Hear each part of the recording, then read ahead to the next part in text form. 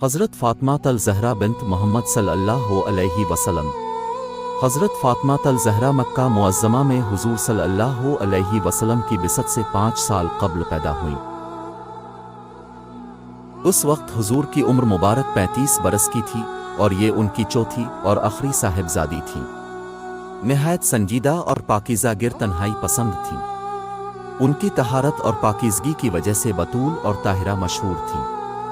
کھیل کود سے کوسوں دور رہتی، اپنا سارا وقت گھر کے کام کاج میں گزارت اور اپنی والدہ محترمہ کا ہاتھ بنائے۔ 10 بعثت میں حضرت فاطمہ الزہرا 15 سال کی تھی تو آپ کی والدہ ماجدہ حضرت خدیجہ الکبریٰ ام المومنین نے وصال فرمایا اور حضور صلی اللہ علیہ وسلم پر غم کا پہاڑ ٹوٹ پڑا، مگر اپنے اور آپ کی ال نے صبر کا دامن نہ چھوڑا۔ گھر میں دیکھ بھال کے لیے کوئی نہ رہا تو حضور صلی اللہ علیہ وسلم نے ام المومنین سودے سے نکاح فرما کر بیٹیوں کی تربیت اور نگہداشت کا اہتمام فرما دیا۔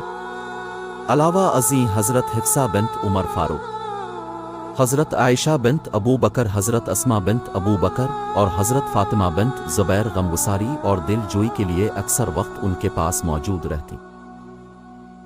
جب کفار مکہ کے ظلم حد سے بڑھنے لگے اور حضور صلی اللہ علیہ وسلم کی زندگی کسی قدر خطرہ میں چلی گئی تو حضرت فاطمہ الزہرا کو اب کی فکر و انگیر ہونے لگی اور اکثر اپنے بابا کی حالت دیکھ کر اشک بار ہو جاتی تو حضور صلی اللہ علیہ وسلم ان کو نسلی دیتے ہوئے فرماتے: میری بچی، گھبراؤ نہیں، خدا تمہارے بابا کو تنہا نہ چھوڑے گا۔ خداوند تعالیٰ نے حضور کو آزاق رسانی سے محفوظ رکھنے اور اسلام کو تقویت پہنچانے کے لیے مدینہ ہجرت کر جانے کا حکم فرمایا۔ چنانچہ 13 کو حضور صلی اللہ علیہ وآلہ وسلم اپنے یار غار کی ہمراہی میں ہجرت فرما گئے۔ مدینہ میں خیریت سے پہنچ جانے کے بعد حضور صلی اللہ علیہ وسلم نے اپنے غلام حضرت رافع اور حضرت زید کو مکہ بھیجا۔ یہ دونوں حضرات حضور کے اہل خانہ کو چن میں ام المومنین حضرت سودہ، حضرت ایمن، حضرت سامع بن زید، حضرت کلثوم اور خاتون جنت حضرت فاطمہ الزہرا شامل تھیں لے کر مدینہ پہنچے۔ ام المومنین حضرت سودہ اور بنات رسول مدینہ میں اپنے نئے گھر میں رہائش پذیر ہوئیں۔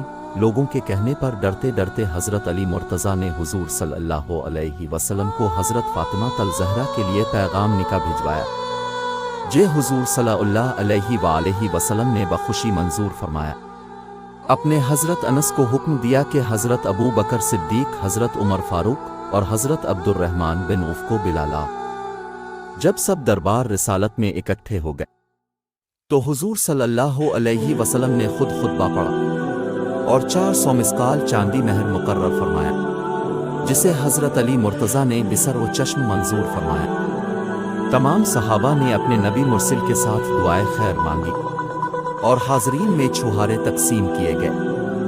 حضرت رسول اللہ صلی اللہ علیہ وسلم نے چند گنتی کی اشیاء بطور جہیز دے کر اپنی لخت جگر کو سسرال کو رخصت فرمایا۔ جب حضرت فاطمہ الزہرا اپنے گھر چلی گئیں تو حضور آپ کو ملنے ان کے گھر گئے اور فرمایا: اے فاطمہ، میں نے تمہاری شادی اپنے خاندان کے بہترین شخص سے کی ہے۔ حضرت علی مرتضیٰ کا مکان قصریات سے قدرے دور تھا۔ حضور چاہتے تھے کہ ان کی لخت جگر ان سے نزدیک کر ہوں اور اس کا اظہار صحابہ کرام نے فرمایا۔ چنانچہ اب کی خواہش حضرت حارث بن نعمان نے پوری کر دی، کیونکہ ان کے متعدد مکانات تھے جن میں سے انہوں نے پہلے بھی چند مکان حضور صلی اللہ علیہ وسلم کے نظر کیے تھے۔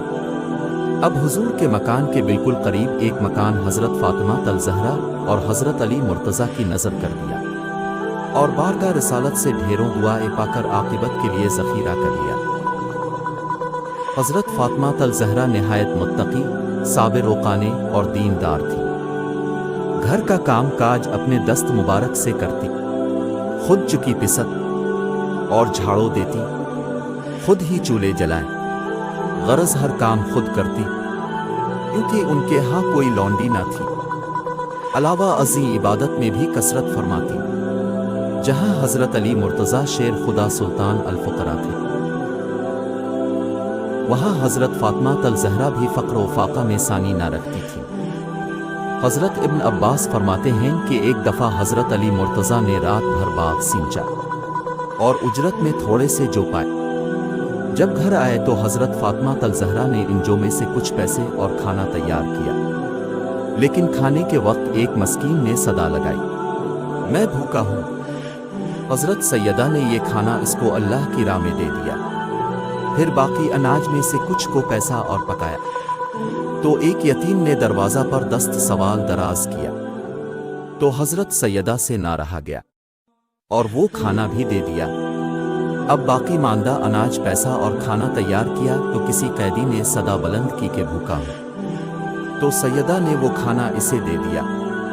अल्लाह अकबर।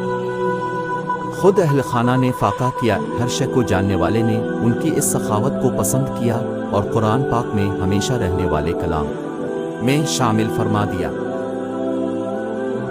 और वो अल्लाह की राह में सकैन को और यतीम को और कैदी को खाना खिलाते हैं, जबकि वो खुद ताआम की हाजत रखते हैं।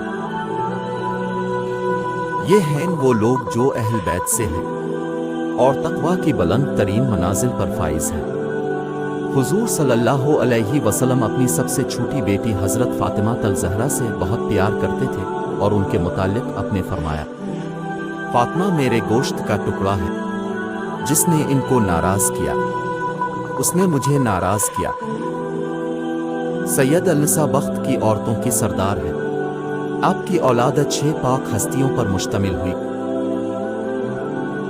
एक हज़रत इमाम हसन बिन अली, 2 हज़रत इमाम हुसैन इब्न अली, 3 हज़रत मोहसिन इब्न अली, 4 हज़रत उम्मे कलसूम बिन्त अली, 5 हज़रत रुकैया बिन्त अली, 6 हज़रत ज़ीनत बिन्त अली, हज़रत इमाम हसन, हज़रत इमाम हुसैन, हज़रत उम कुलसूम और हज़रत ज़ैनब इस्लाम के दरख्शिंदा सितारे हैं, जबकि हज़रत हसन और हज़रत रुकैया ने बचपन ही में वफ़ात पाई। अपने अपने वालिद मोहतरम हज़रत मोहम्मद रसूल सल्लल्लाहु अलैहि वसल्लम की रहलत के 6 माह बाद 3 रमज़ान अल मुबारक अल्लाह उमर 29 साल की उम्र में वफ़ात पाई।